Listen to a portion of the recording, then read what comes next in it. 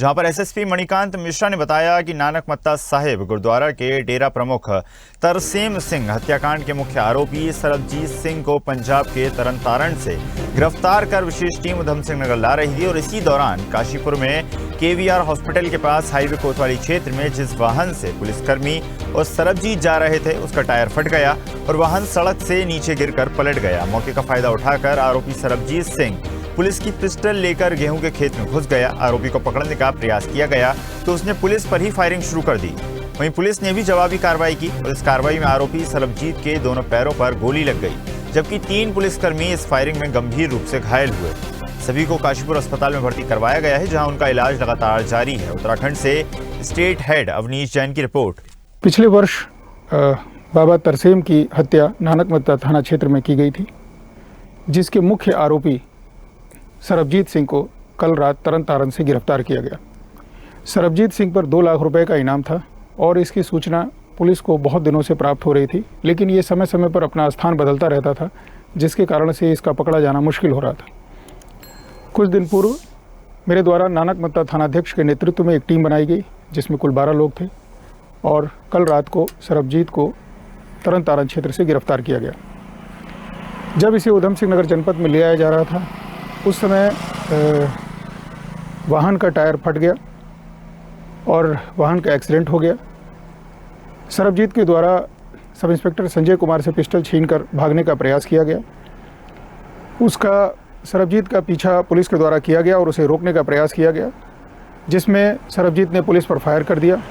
जवाब में पुलिस के द्वारा भी फायर किया गया और सरबजीत के दोनों पैरों में गोली लगी। अभी उसका इलाज अस्पताल में चल रहा है और उसे न्यायालय के समक्ष प्रस्तुत किया जाएगा। इस पूरे मुठभेड़ में पुलिस के एक जवान शुभम सैनी को भी कंधे में गोली लगी है। स्वयं थानाध्यक्ष को सर पे चोट लगी है एक्सीडेंट के कारण से, और एक धनराज कांस्टेबल है, उसे भी चोट आई है। सबका इलाज अस्पताल में चल रहा है।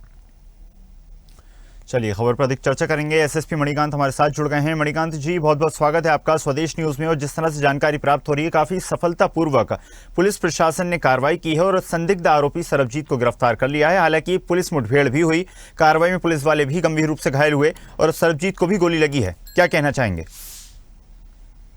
सरबजीत को मैनुअल इंफॉर्मेशन के थ्रू गिरफ्तार किया गया। उसके पश्चात जब इस उधम सिंह नगर जनपद में ले आया जा रहा था तो ये एक्सीडेंट की घटना हुई, जिसमें कि वाहन का टायर फट गया और गाड़ी गिर गई। दुर्घटना का लाभ उठाकर सरबजीत भागने की कोशिश करने लगा और उसने सब इंस्पेक्टर की पिस्टल भी छीन ली, जिसमें पुलिस के द्वारा उसे रोकने का भी प्रयास किया गया, लेकिन उसने पुलिस पर फायर करना शुरू कर दिया, जिसमें जवाब में पुलिस ने भी फायर किया। उसे गिरफ्तार कर लिया गया था और अस्पताल में एडमिट कराया गया। पुलिस वालों को भी चोट लगी थी। उसको कल रात को ही न्यायालय के समक्ष प्रस्तुत भी कर दिया गया। मणिकांत जी, जिस तरह से आपने बताया कि पुलिस प्रशासन ने अपना काम किया, लेकिन कई लोगों के मन में संदेह है कि जिस तरह से यूपी में पुलिस की कार्रवाई होती है, क्या सरबजीत का इनकाउंटर करने की कहीं ना कहीं मंशा थी?